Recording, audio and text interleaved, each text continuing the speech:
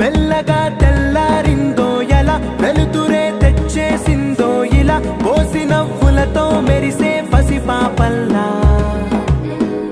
చేదతో బావులలో గలగల చెరువులో బాతుల ఈతల కళ చేదుగా ఉన్న వేపను నమిలే వేళ చుట్ట పొగ మంచుల్లో చుట్టాల పిలుపుల్లో మాటలే కలిపేస్తూ మనసారా మమతల్ని పండించి అంది